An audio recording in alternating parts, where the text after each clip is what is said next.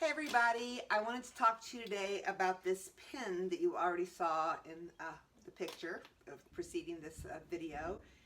It says, "Art is not a thing, it is a way."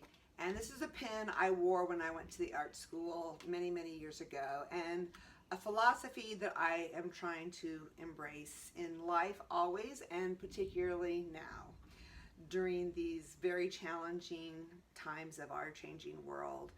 I don't know about you guys out there, but I am struggling with some mental health issues and trying very hard to learn how to embrace contentment and gratitude.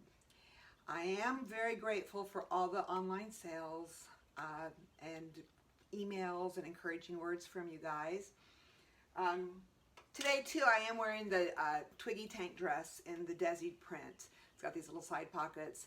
Most days I just slip on a little dress like this around the house, and I see that my cat is trying to get in on the video here. Hi, Bali. So the way I'm going to talk about art is not a thing, it is a way, is the way we indulge our senses in smelling our coffee, smelling the flowers, and I know so many of you have beautiful gardens going this summer, taking the time to stop in my yoga position and be thankful for my body. All these things are ways of expressing gratitude and thankfulness, and they can help us through these times. And as odd as it may sound, I try to do that in my clothing, in the art of designing my clothing. And I wanted to talk to you a little bit today about how I set things up in my studio and work on my designs.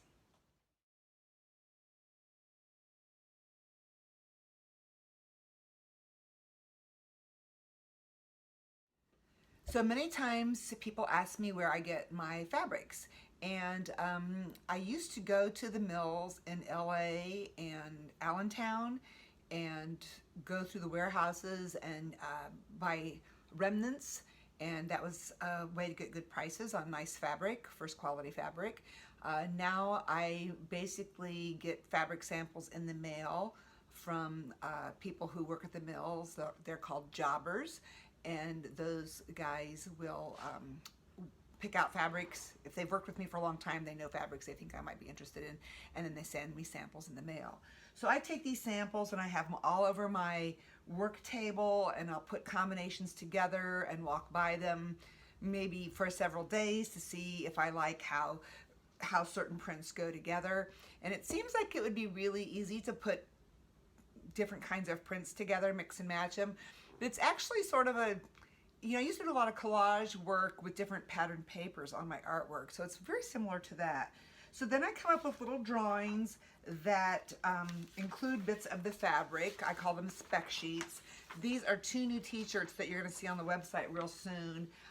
They're designed after the Ace tee, the Ace tank top that I just did recently in black, and I love the fit of that. So I've added just a bit of a cap sleeve on these little Ace t-shirts, and I've got 2 different combinations going. This one's going to have a bone button and on the front, and this one I think I'm going to do some stamping on. I used to do a lot of stamping with handmade stamps. I'll probably do a little video and show you how I do that. So I put fabrics together. I also do shrink tests, so I'll take little bits of fabric and put them, draw around them to see what size they are, then I wash them and dry them to see what size they are when they're done. So this is one new fabric that I really like. I'm thinking about doing something like the Georgia tunic in this gold with long sleeves for fall. I think that would be really rich. And maybe use this black and white trim around the neck or the sleeve. I think that would be really cute. There's another fabric here that I've gotten recently that I'm real excited about using. This is a really great textured fabric with the striped fabric underneath. It's got like a big rose cut in it. Actually, this fabric is called Homeless because any fabric that's sort of shredded is called Homeless. Anyhow, I hope all that helped you understand a little bit more about my process. After I do the drawings, do the spec sheets, I make one to see how it fits, and then I have the run made, usually about 10 in each of the 6 sizes. I'm actually making more of the larger sizes and less of the smaller sizes because that's what sells best. So that's it on the little design thing. The clothing is then made by, I have some of it made here in Nashville by a couple of women who sew for me, and then some of it is still made in Allentown, Pennsylvania. And so that's sort of the story. If you have any questions, let me know, and I will be anxious to hear from you again. And like I said, keep embracing all the senses and gratitude and thankfulness. See you guys. Bye. Bye, lovely.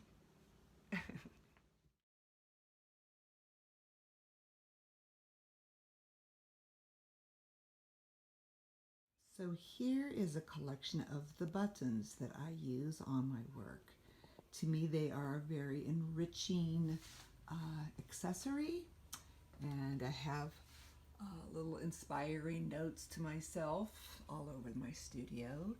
So these are buttons here that I designed and had produced by women in Kenya. They are made from bone and horn. These buttons are tin and coconut shell and were made by women in India. I have a lot of great buttons that I've collected through the years that I like to use on my coats and various items. So that is one way to express my art through my buttons.